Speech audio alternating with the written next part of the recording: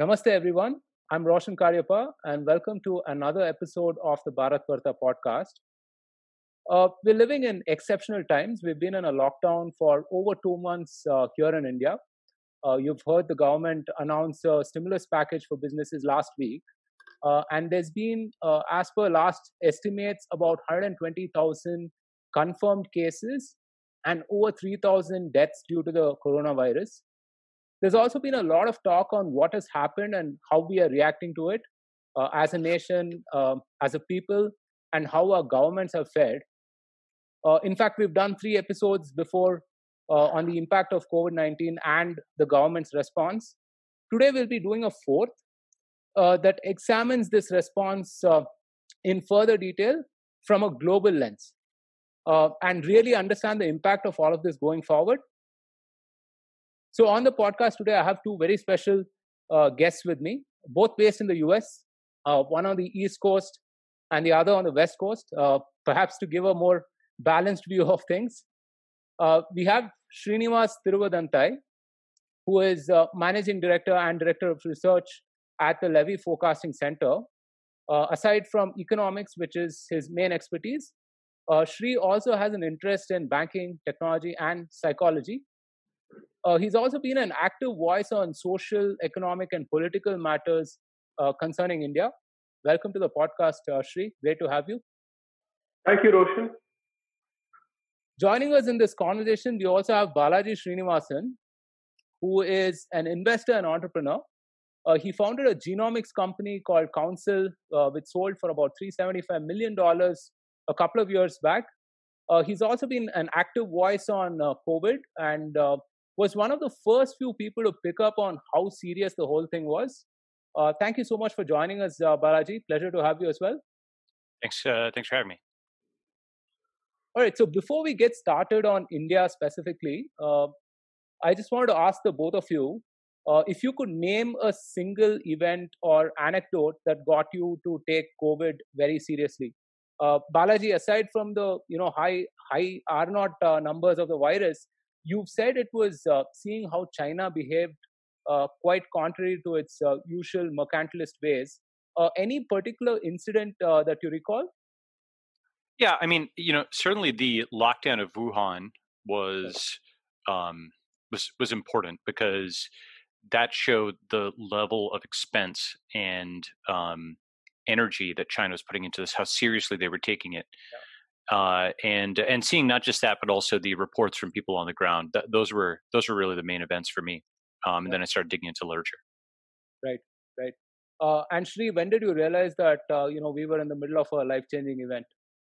I can't say it more evolved, but as Balaji said, more when they were locking down, I was thinking, I remember SARS and it didn't seem, and H1N1, and there were clearly no lockdowns of this nature.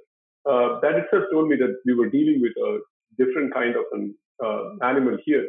But, as still, my whole thing evolved. I can't say that there was a Jeeves moment for me where I thought this was going to be very serious. I kept evolving my thinking as this kept. Right. And, continuing on that note, Shri, and then maybe Balaji, you could comment on this as well, just to set the context for the rest of our discussion. If we were to measure along 4 key areas, right, let's say response time to the crisis, ability to test and isolate, set up supporting healthcare infrastructure, and then, provide economic and social relief. On balance, how would you say India has fared in its response to COVID? Balaji, your thoughts? Yeah, can you repeat those 4 again? It was response to crisis, relief, or the other 2? Response time to the crisis. Second would be ability to test and isolate.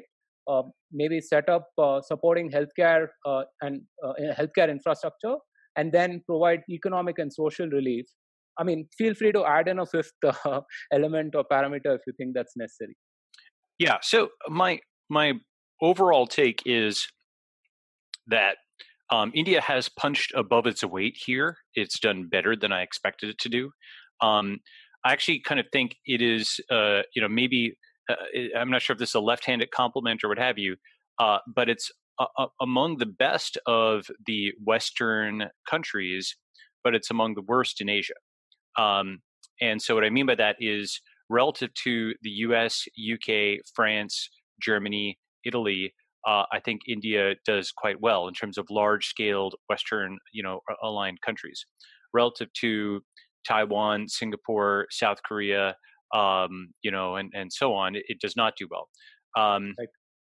With that said, relative to where I thought it was going to land up, the things that have impressed me, from as an NRI on about India are first that Narendra Modi has taken it very seriously from the beginning. He never called it just the flu. He has been dignified on Twitter about this whole episode. He is talked about wearing masks and has basically been on message about it. Other things India did, I think, relatively early that I thought were good. They shut down travel. They actually made it hard even for Indian citizens to come back. That's right. They have, one of the most interesting things about India is with the recent things like Aadhaar and UPI and now Arogya Setu, which I may be mispronouncing that, but with the recent sort of national software projects like this, there's bugs in them. I'm sure you can point to flaws. Still, it's actually execution beyond where, frankly, the U.S. or UK or like the leading NATO countries have been able to do. There is no Arogya Setu equivalent in the U.S. The closest equivalent for a large country is something like WeChat in China, where they have like a COVID-19 thing built into WeChat and whatnot with yellow, green, and red codes. So from like a software and technology standpoint, I think India has actually done surprisingly well. I think so messaging they've done well. So, also the thing where another example of messaging, every phone call in India had that 30-second clip, right? Which I posted on SoundCloud. And just stuff like that where they were taking it seriously from the beginning. They did the travel ban. They did the public health announcements. Modi got the significance of it across. They did Arogya Setu. A lot of those things, a lot of the blocking and tackling feels like the country has actually taken it seriously and taken it seriously in a consistent fashion. Now, it's still in many ways a developing country. There's pockets of like wealth and not wealth and so on. On balance, though, I think my prediction as to where it's going to land up, and I wouldn't say I have extremely high confidence prediction, but where I think it's going to land up is that by the end of it, India will be considered more of a peer to the U.S., UK, Italy, Spain, Germany, and you're going to see probably like a new security alliance with these relatively weaker NATO countries and India versus potentially China and its allies. And I think that's kind of what's likely to happen, towards the end of this whole thing. Yeah, I think we're going to have very different definitions of developing and developed world post this for sure. And be able to do it at the scale at which India operates, right? 1.4 billion people. One of the things that you've mentioned, Balaji, before is that you would prefer a more decentralized response, and while our law and order has been decentralized, it's at the state level. Our testing strategy, or things like lockdown design and so on, have been quite centralized, right? Yeah, so let me talk about that for a second. I think I've been actually clear on this, which is that I think the best outcome is a competent centralized state like a Singapore or a South Korea, because some services are just easier to perform centrally, or to execute, deliver. Then a distant second is a decentralized response where individuals, communities, companies take it upon themselves to, fix corona or prevent it. And then even farther down is an incompetent or even malicious state. But let's say an incompetent state is worse than the decentralized response because, for example, they can prevent people from rolling out new lab tests in the U.S. The FDA has tried to prevent people from doing this. They have given wrong instructions to people, like don't wear masks. The CDC and Surgeon General said this kind of thing in the U.S. So the best is a competent centralized state. a backup plan is a decentralized response, and the worst is an incompetent centralized state. One other asterisk on that: typically, in a well-functioning society, it's not just the competent centralized state, but it's also a decentralized response. That is to say, it's a state and society. It's the government going and doing a bunch of things, but then you as an individual taking personal responsibility, and your company, filtering for this and so on. So they're not mutually exclusive. I would say that for things like a contagious virus, a lot of the libertarianish paradigm breaks down because you have um, live and let live.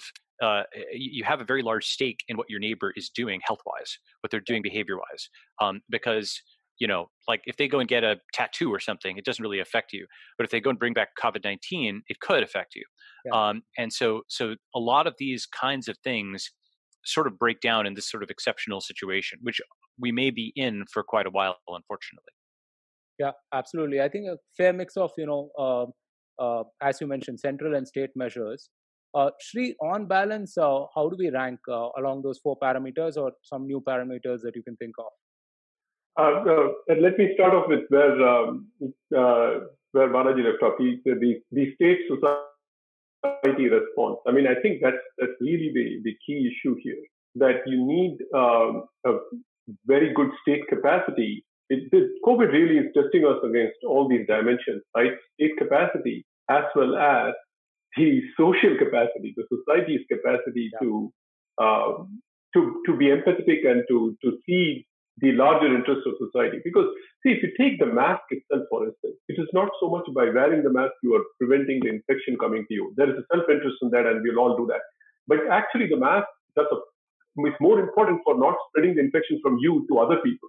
So there is altruism in that. So, there is clearly, that's why these stations have done so much better, partly because there is, of course, much greater social cohesion, but also there is a great state capacity at the central level, which they have built over decades. So the combination of that is why these stations have done so much better compared with anybody else.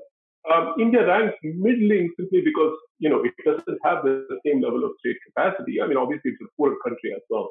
Much poorer country. But, I've been quite struck by how much discipline average people have generally shown. When I talk to people, I on the average, they have shown tremendous amount of discipline.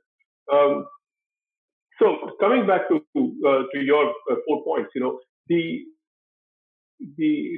response from the government. I mean, to be honest, I felt when they first took this response in March 14, I tweeted about it, that it was very draconian. But and I have been wrong, I would say, because they turned out to be right, and they have taken this seriously right from the beginning. There is no doubt about that. Not March 14, March 24, sorry.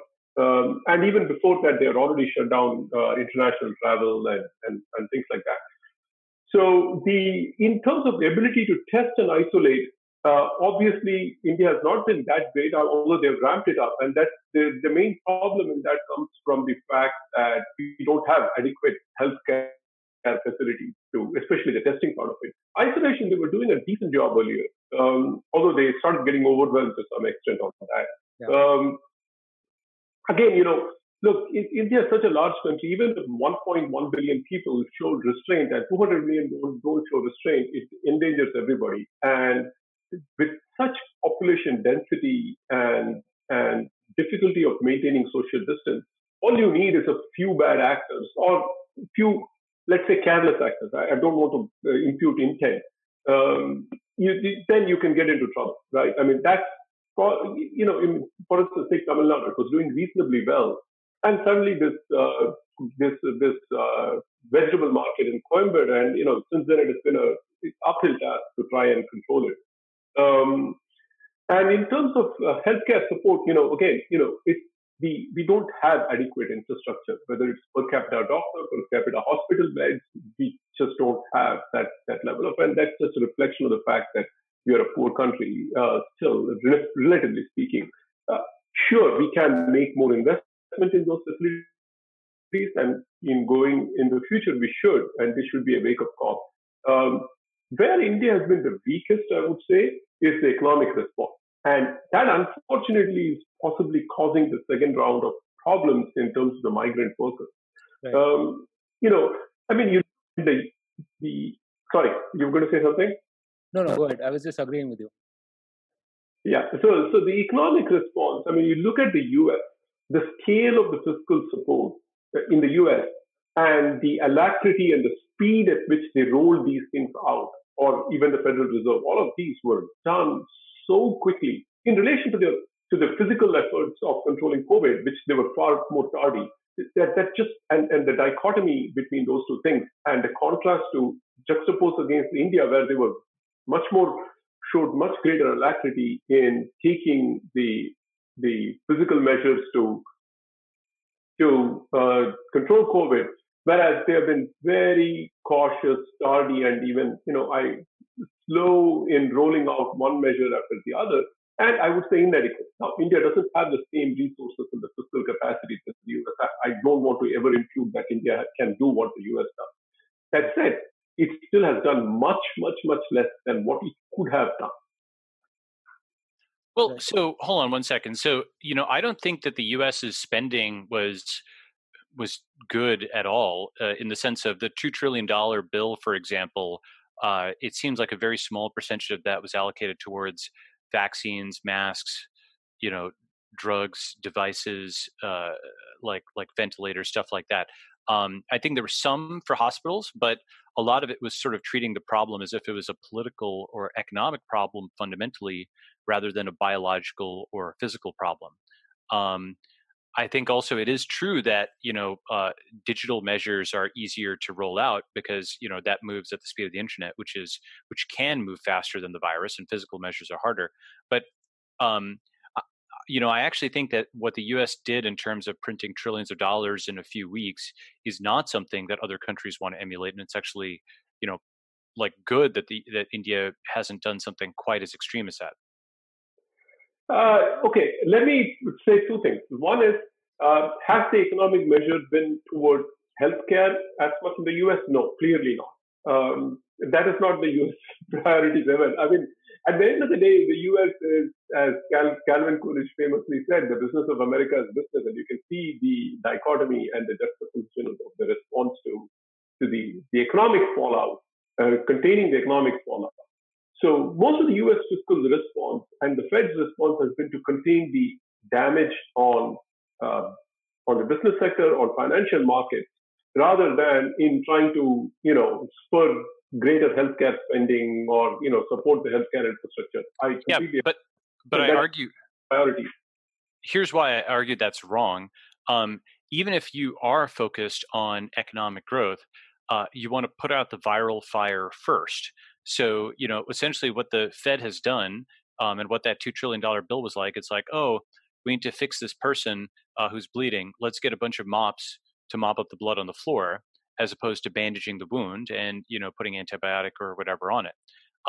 If you allocated all of the monies to fixing the virus and stopping it from disrupting society, you'd actually have a better economic outcome in the medium to long run. And I think that's the short-sighted thing. It was treating things symptomatically, only going and giving payroll support or what have you. Which, look, in emergency you might have to do some of that, but the lion's share, the prioritization should have been unblocking, testing, for example, unblocking entrepreneurs, for example, making it easy for people to build masks, not just to import them, but to raise the prices on them so that to allow for prices to evolve, such that if people wanted to pay $10 or $20 for a mask, they could, and then every factory in America would have been making these things. I think they completely messed that up because A, they didn't treat it, didn't treat the root, they treated the symptoms, and B, they didn't actually unleash the economy to allow it to reallocate to go and defeat the virus. Yeah, I think those are fair points. I don't have a disagreement. And, that obviously goes to the deeper political economy point. Point here is what are the restrictions on why we don't do these things? And, letting, for example, prices to some extent dictate production.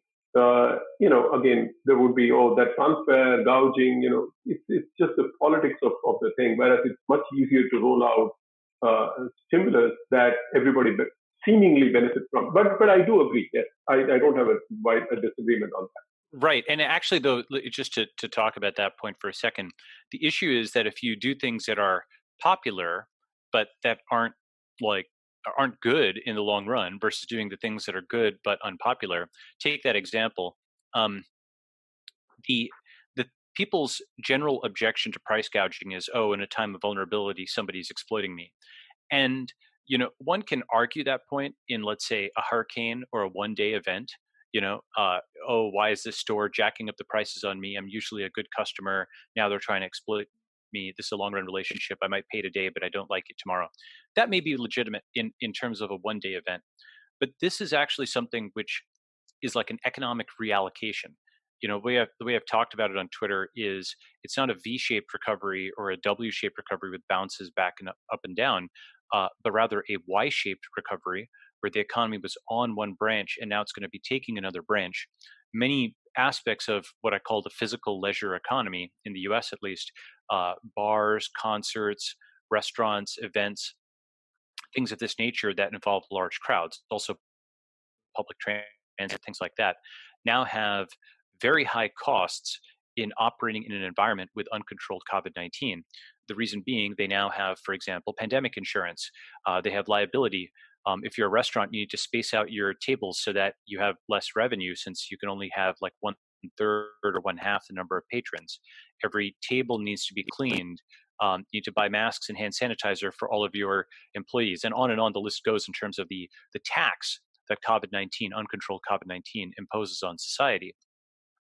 And so, the thing is that the economy needs to reallocate to be able to deal with that.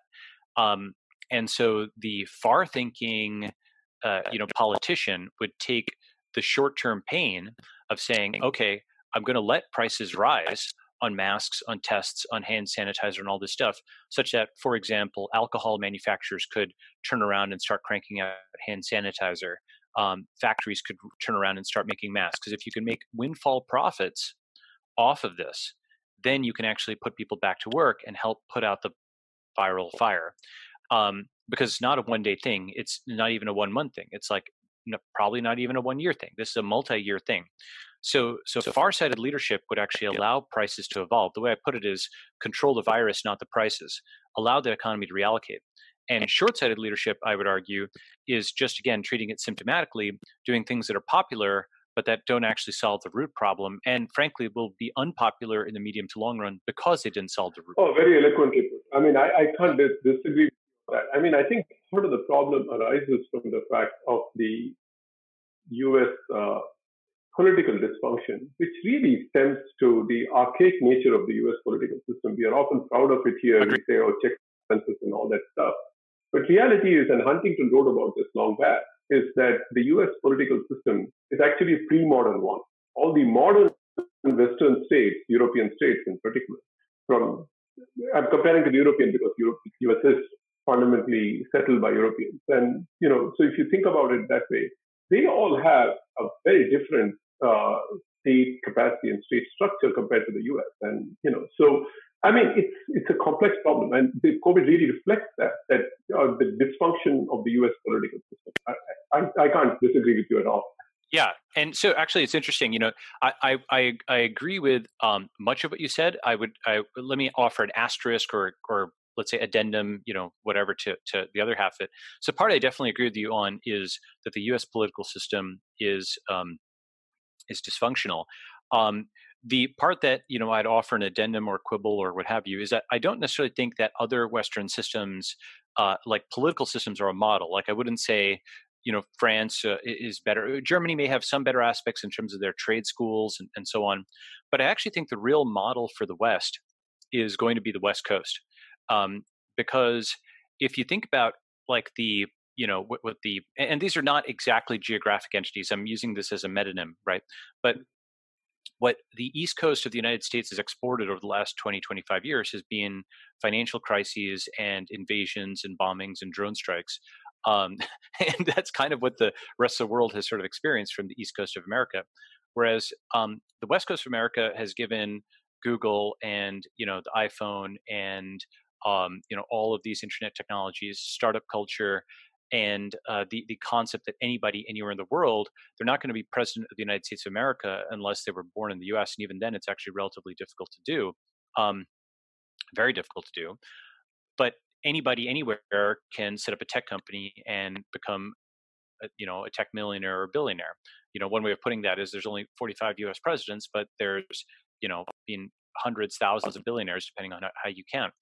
And so it's actually a more achievable goal, a more realistic goal for many people. A kid in India can become a tech billionaire and not going to be president of the United States. And the thing about this also is that these tech companies have functional organizations. One way of thinking about it is, somebody who's the CEO of, something like Google or Facebook has built something up from absolutely nothing to a gigantic multinational entity with billions of people dependent on it. Whereas, for example, someone who's, the mayor of New York or the president has inherited an organization, and they didn't just inherit it from the predecessor, they've inherited, 30, 40 generations hence. So the mayor of New York, for example, would not be capable of assembling the NYPD from scratch, of training them, of figuring out what their uniform is going to be, what their doctrine is going to be, their rules of engagement. He has inherited that. And he's inherited that to such a level that he doesn't understand how it started in the first place. I think that's a very deep point that folks, who are true leaders have built something up from scratch as opposed to inherited it. That is, say, founding as opposed to election as kind of the mantle of legitimacy for a leader. Why are you a leader? Because you're one of the founders. And the U.S. used to have this with, for example, the founding fathers, right? And then people, would argue about whether this or that was emulating those founders, and eventually it got so dilute that anything could be said to emulate the founders. So, Yeah. Go ahead. No, you can see that. I mean, the response on the West Coast has been so much better compared with where I live here in New York and New Jersey. Yeah. I mean, even though both tend to be in the middle America, both tend to be clubbed together as the bicoastal liberals or elites. But I think there is a big difference between the West and East Coast in terms of attitude, and I think there is a lot of the old world Tammany Hall in which continues to hobble the response. I mean, clearly you can see that. I mean, there is no doubt about that. That's right. And I think, this is something which is an interesting model for the medium to long-term future is, I think, what's interesting is India has had a tradition of, the IITs and, smart folks, individuals doing things. It's got like a guru culture and whatnot. And I think that actually will serve it well in a software age where one person can have a lot of leverage. As I said, like I think some of the biggest successes India has had in recent years have been things like Aadhaar or UPI, or even with its issues, Arogya Setu, I think on balance. And I think that the reform of the Western political structure has to be, I think, coming from a Z-axis. I don't think you can reform it within the structure. For example, Bitcoin, which I think a lot about, obviously, is one of the most important political reforms ever. And it's a reform of the Federal Reserve. It's a reform of the banking system. It's a reform of the political system. It's a reform of, frankly, debt culture, a lot of things. But it came from a Z-axis. It came from the internet. It came from cryptography. It came from something that wasn't within the existing XY plane of what is considered to be politically feasible. And I think something similar is going to happen where over the next 10 years, have you guys played around with Oculus Quest? Oculus VR, you mean? Yeah, you should get an Oculus Quest if you have not gotten an Oculus Quest. It's the most important device since the iPhone. Okay. And the reason I say that, I was at Andreessen Horowitz when we did the Oculus investment a few months before it got acquired by Facebook back in 2013, 2014. And it's developed a lot over the last 6-7 years. It's a long-term investment for sure, but essentially it's crossed a chasm where virtual reality, and I'll connect the things in a second. Virtual reality is now quite immersive. You can tilt your head around. You can walk around in 3D. It'll actually move. It really feels like you're transported into another place. The headsets have gotten lighter. It's kind of crossed that chasm, and it's like the iPhone 1. You can see where the iPhone X is going to be. Like eventually VR will probably get to a glasses form factor or something like that. Okay, what's my point? The point is that right now, on the internet, on social media, when you have 2 million followers or 2,000 people who like a tweet or what have you, people just see a number on screen and they know it's kind of a big number or a small number, but it's a very different thing to perceive the same thing except in VR. If you have 200,000 followers, or 5 million followers, or 2,000 people fave a tweet, that's like seeing in VR a gigantic audience of people clapping. And crucially, all those people can see other people. One way of thinking about it is people don't actually really understand how big the internet has gotten, because they don't see it in their peripheral vision. They don't see hundreds of millions of people on social networks milling around. It's still experienced as a very solitary activity, with you tapping on a phone or a laptop or what have you. Point being, here's why I put these together. People are going to be able to start virtual countries with their own governance systems, with smart contracts and so on and so forth as the legal systems. And you're going to attract people there, and you're going to have commerce there. And yes, it's going to be digital commerce. Physical commerce will have to be obviously more difficult. But I think you're going to start to see, folks building up societies online that potentially have renderings of the physical world and then materializing them offline. And this is how you kind of address the problem of elites that have inherited a system that couldn't build it. The next step is to actually build, I think, virtual societies with their own hierarchies and legal systems, and have that be a model for what the offline environment could be. And many of these will fail, by the way. Many of these will be worse than the current system, just like many startups are worse than the current, status quo. But some of them will actually be very well organized with strong cultures, and then I think they'll materialize into the physical world. So I think that's going to be the West Coast method for reforming, these political systems. Okay, go ahead. I know that was quite a download. Wow, no, that's fascinating. I'm not a visionary that you are, so I will keep it more mundane levels. Let me just say one thing. I think, we're coming back to how technology actually enhances state capacity, and how some of the old world systems act as kind of inhibitors. So in India too, if you see the whole software boom, part of the reason why the software boom was able to take place is that it was outside the radar of the general regulatory state that existed. And that's why it was able to boom to some extent. It's not that the general regulatory state is a terrible thing. I mean, it's okay. I mean, I don't want to, like everybody, blame it too much. I mean, it's done an okay job for some things, but it was set up for a particular thing, for a particular purpose, for being an administrative state that tries to tackle emergencies and law and order. That was the British model, and that's all the British cared about. And it did an okay job. But beyond that, it's obviously not capable of developing a country, what is called a developmental state, nor is it capable of meeting the needs of this modern society, right? And so what has happened is, that's why you see this Aadhaar has been able to bypass and circumvent some of the problems in state capacity that India had. And they say, the fact that Aadhaar is taking place along with the mobile revolution, which enabled us to, bypass not having the state capacity to build landlines. Like, when I was growing up, it used to take 10 years to get a landline in India. That's how. When my father first put the request for a landline, it took 10 years to get it in the 1970s or whatever it was.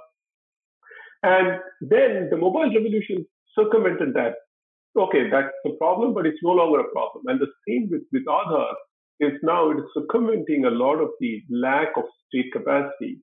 For instance, not having a proper identity. Yeah, like we have a social security card in the US. India doesn't have anything like that. So how do you do a credit check for somebody? How do you ensure that this is actually the person? Aadhaar actually helps you with that. So that's why Aadhaar has now spawned all the fintech revolution. It's enabled Geo to build up very, very rapidly, which otherwise would not have been possible. And now, with Arogya Setu, again, you can see how we are able to build state capacity, which is not really dependent on the existing state infrastructure. And yes, I mean, that's in that sense, the power of technology, you can see it much more in a place like India, even more than in the US. And in fact, actually, Indians are much more embracing of it. I feel like a lot of older Americans are much more resistant to this than Indians. Yeah, I think. Sorry, go ahead. Yeah. So one thing I've thought a lot about is Over the last 500 something years, the rest of the world has had to, they've had to implement reforms at various times. For example, Japan with the Meiji Restoration, when European colonialists came and they were technologically, ahead. Um, China with Deng Xiaoping in 1978, Eastern Europe and like Russia to some extent after the Cold War ended, India in 1991 with Manmohan Singh. Like leaders outside the West have had the sort of humiliation followed by recognition that they need to turn around society, and have actually executed on that. At the political level, the West has actually not been behind in the way that I think it's currently behind in 500 something years. And so there isn't really a recognition that that's happened at the political level. However, again, at the level of the tech CEO, for example, and people don't understand how big a deal this was, but in the 90s when Bill Gates saw the internet coming, um, and turned around Microsoft to go and ship Internet Explorer, that was a massive shift for them, from the desktop to the internet. It was a massive, massive shift. Similarly, Zuckerberg in 2012, 2013, going and taking Facebook from a desktop only company to a mobile company, enormous platform shift that, it seems trivial today, but it was a huge change in all of their thinking. The entire app had to be relaid out. They had to figure out what things people would click on mobile versus desktop. It was a massive, massive undertaking against an existential threat. And third example, Netflix going from mailing DVDs built by other people to people versus streaming first-party content is an enormous business and technological and operational shift. So I think one of the big issues is that the Western political system, because it's like this inherited kind of thing, people don't remember what it was to get on top in the first place. They don't remember a time when the West was behind. They don't understand. They don't have a language for that. Whereas folks in other countries do, I think India has a recollection of poverty. It has a recollection of scarcity that's been within everybody's memory. So thinking about how, things could get worse, it's not like a crazy thing. It's not a paranoid thing to say, whereas it's thought of as such or dubbed as such often in the West because things have been so good for so long. I think that's a big part of the issue here is kind of whether you call it exceptionalism or arrogance or complacency or what have you. I think that's why the West has not really done that well on this. Yeah, I think that's a fair point because they have not had this kind of the memory of a catastrophe is not that far away in India or most places in the world. And here we clearly, I remember Hurricane Sandy when it hit here, and we didn't have power for 11 days or something like that. And around me, people didn't have it for 9-7 days. Depends on the place.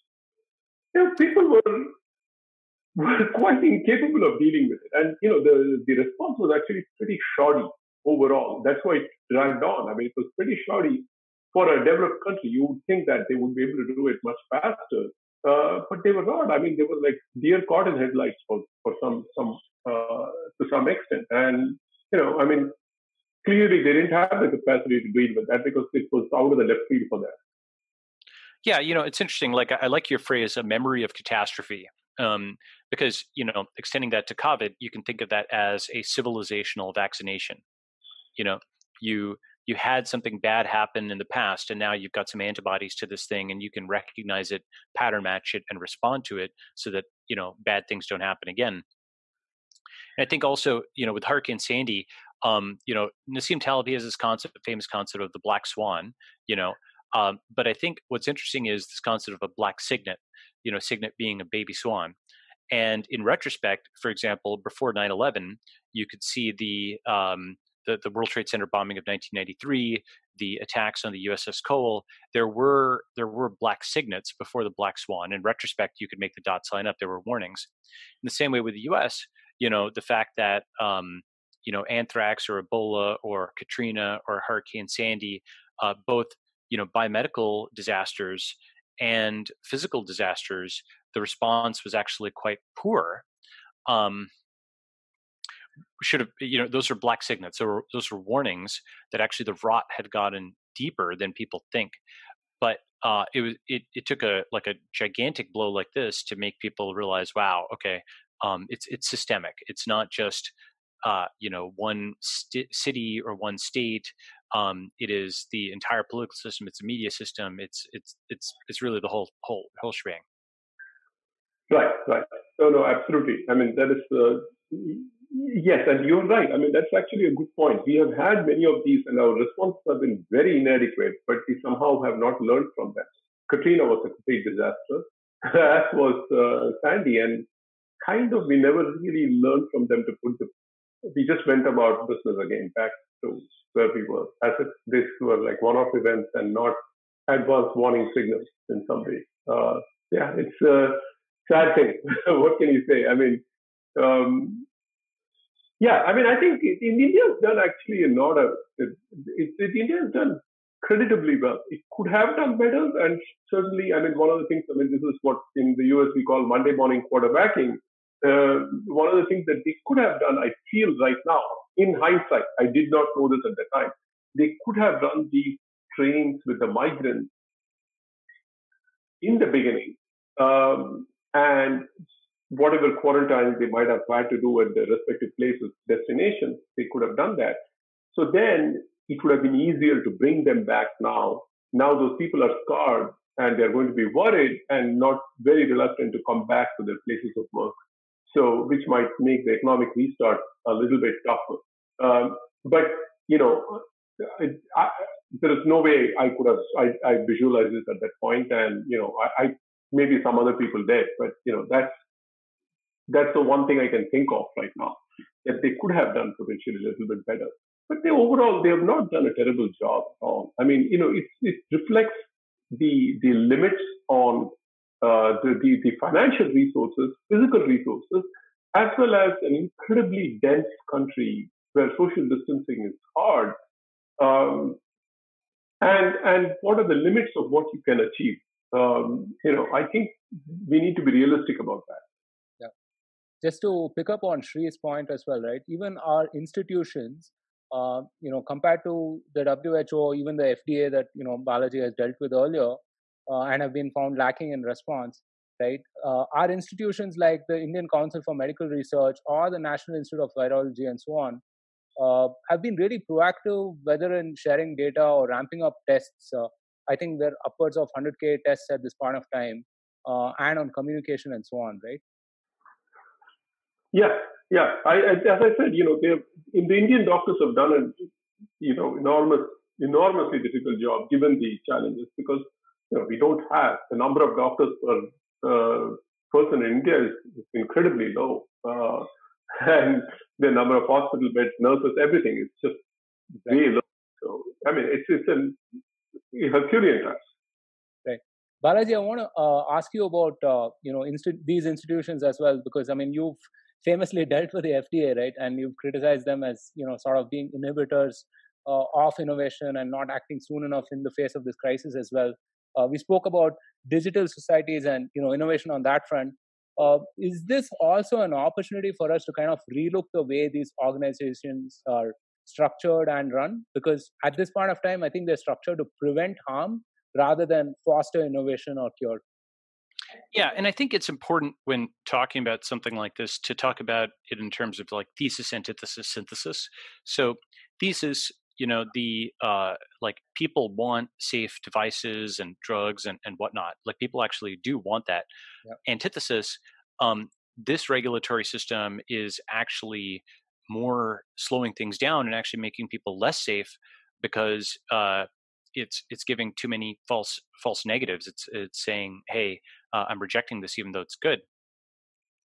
And I think the synthesis is to say, okay, it's not that we need no regulatory system. We need a better regulatory system.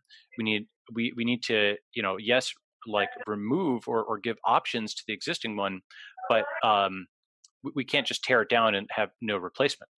And I think that the short answer for how to achieve that, sort of like, you know, for example, you may think the Federal Reserve is abusing its power, but to simply remove the US dollar, you couldn't do that. Instead, you introduced Bitcoin, which is a very creative way of coming at the problem from a z-axis, where you introduce an alternative and allow it to build up over years and frankly decades, and it's gaining steam and gaining power, but it's not like an overnight replacement of the thing that's at the center of the existing financial system, namely the dollar and the Federal Reserve.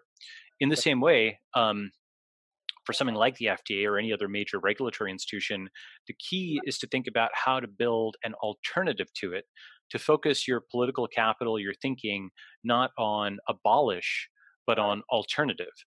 And how would that work, for example, in the US on the FDA? You would have, for example, there's alternate pathways outside the FDA.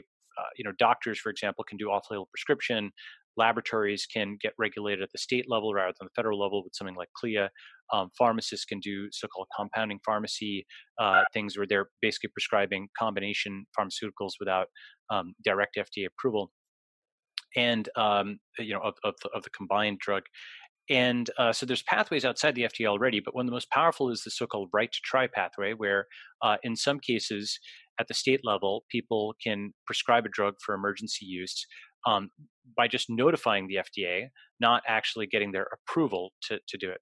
And I think that this could be systematized where you could have, states, these new interstate compacts that are arising in the US, very undercovered, but very important. Interstate compacts, meaning subnational entities, California, Oregon, Washington, Colorado, Nevada are part of, like, for example, the Western States Compact. The Minnesota and other states are part of the Midwestern Compact. And these compacts could have regulation within their borders. For example, the Mayo Clinic could be working with the state of Minnesota and its other states to go and review drugs and devices. Or in the Western States Compact, you could have Stanford and Berkeley, UCSF, UW, and whatnot working with California and Washington in order to review drugs and devices, because actually the academics at these institutions are qualified to do that, to do diligence, to do peer review of other people's technical work. And in fact, the FDA currently goes and subcontracts out with these folks through this mechanism of expert panels. Right. And so I think that's a model where you don't abolish the FDA; it still exists, but you set up more formal alternatives with the right to try at the state level. Right. Sure. So I want to talk a little bit about trade as such. We did an earlier podcast as well on the end of globalization as we know it. And we also did a follow-up on some of the labor reforms that have been announced. Sri, it seems like some of the states have stepped forward to kind of make it easier for industries to set up and also hire people. Broader question is, what can India do to kind of convert this crisis into an opportunity? Yeah, I mean, look, if you look at India's development since independence, a lot of it, as the economist the journalist Shankar Iyer wrote, his book, what Accidental India. So a lot of these things happen by accident, right? Because they were not by design. These things happened because people took some things happened. There was a crisis that forced you to take certain actions, and that resulted in unexpected, the downstream benefits over a long period of time, right? So, like the 1991 reform, for example, which everybody remembers, but there were many other things that you can go back and look in the past, right? So, for instance, the 1966, when Lyndon Johnson forced India on a ship-to-mouth, that forced us on the Green Revolution, effectively, right? So, because we wanted to be free of such leverage and control by foreigners. This reform, this COVID is also an opportunity to get outside of some of the stultifying labor laws that we have. I don't think it is a panacea, because I don't think labor laws alone were the real inhibitor of investment in India.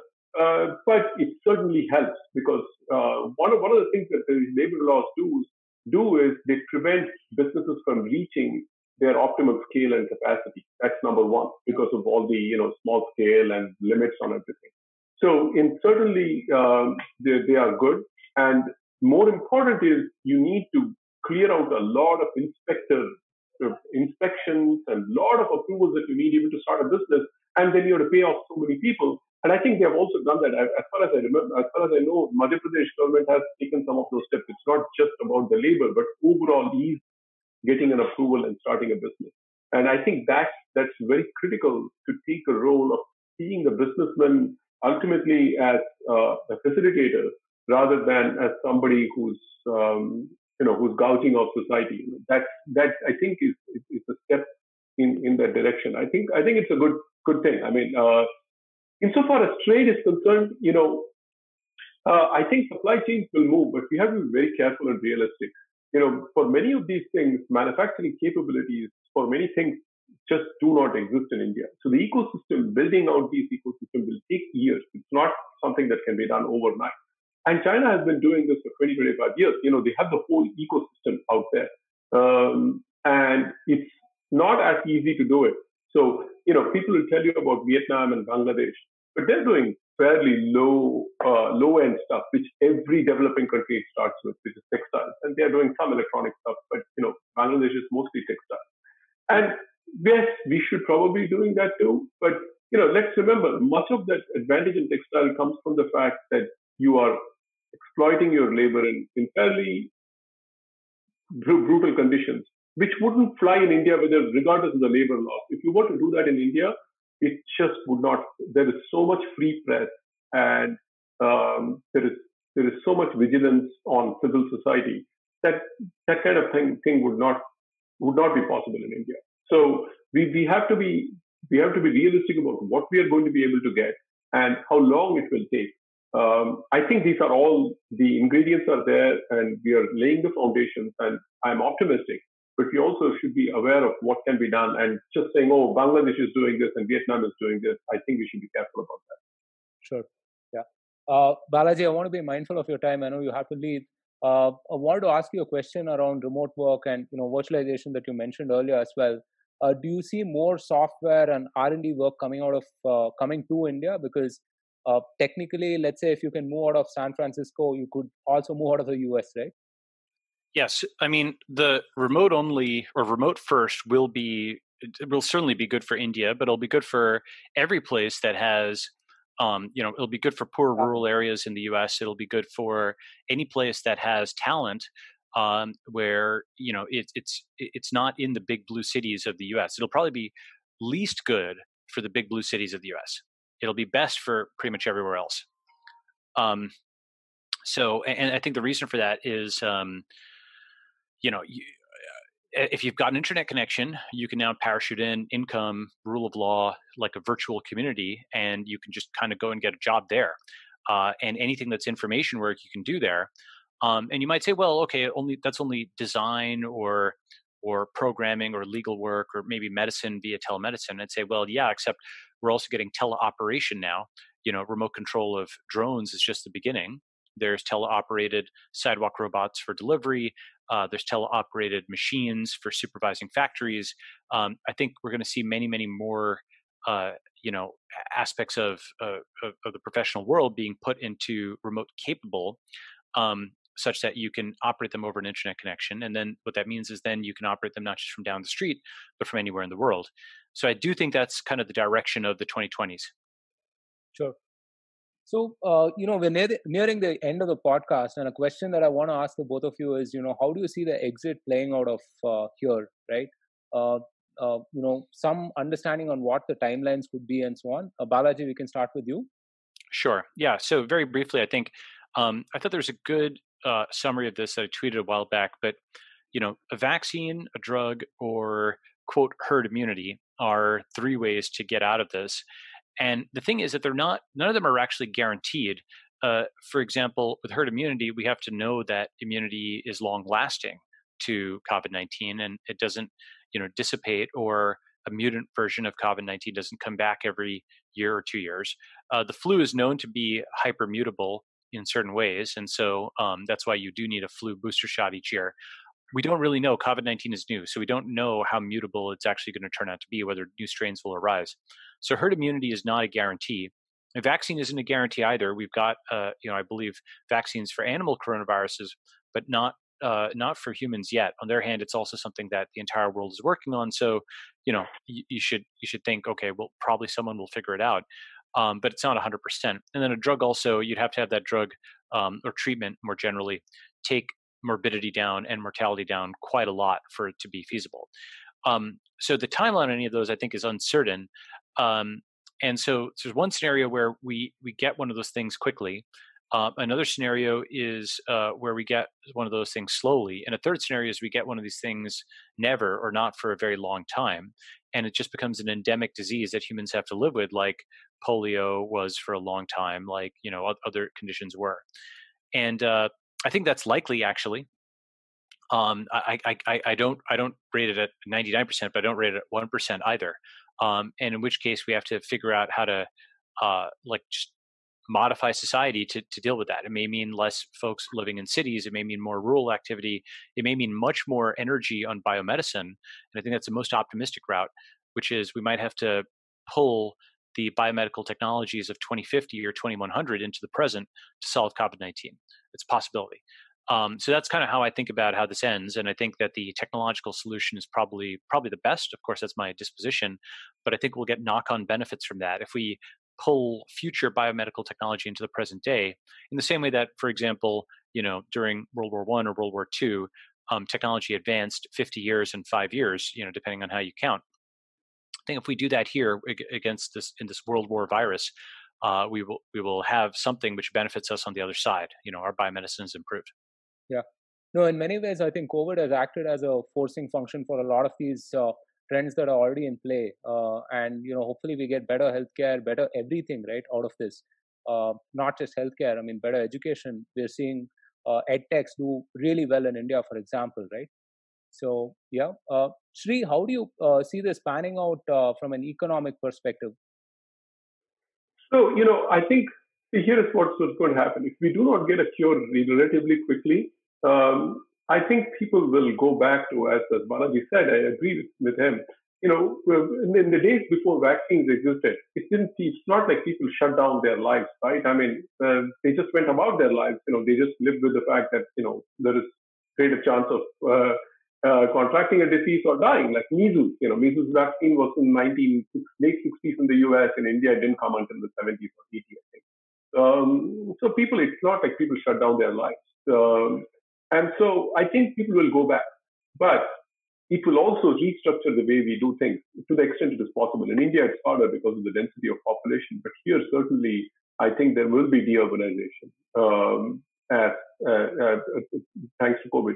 But so the impact, I feel like one is the hollowing out of cities is certainly will start to happen. And the other thing that I feel like a lot of the work that can be done remotely, I think this is a great opportunity for India. And it's another leg in the BPO, KPO process. For example, you were talking about working from home. My classmate Sridhar Vembu, who is the founder of Zoho, he has this setup in a remote place in South India. Nkasi. So much lower, right? I mean, you can do this stuff so much more easily now. And as you said, COVID has been a catalyst, or certainly in the cases where already the trends were there, it's accelerated them. But for where the trends were not there, but the ingredients were in place, it's been a major accelerator, a major catalyst for making that shift. So I think it will be hugely disruptive because, but as with all disruptions, you're going to have tremendous investment opportunities juxtaposed against tremendous decline in existing ways of doing business. For instance, commercial real estate, commercial property, office space, and things like that. But against tremendous boom in so many ways, we re-engineer our life and our businesses. So I'm optimistic about this. Right. So if you were to envision like sort of a new normal coming out of this, right, what is your one wish for India in that sense? One wish for India is that hopefully this actually gets rid of the congestion that we have in cities. So people don't actually live in a place like Mumbai or Chennai or wherever it is, where it's horrible. If I can live in my village and work remotely and enjoy the sylvan surroundings, why not? Yeah. So we had Sridhar Vembu on a previous podcast of ours, and he was talking out of Tenkasi in Tamil Nadu, and we could hear birds chirping in the background as well. So I know. yeah. So this is a fantastic note to end the podcast on. Thank you so much, Sri. Thank you, Balaji, for your time. Fascinating conversation, and there were so many things to unpack here, and hopefully we can do a follow up very soon in the future.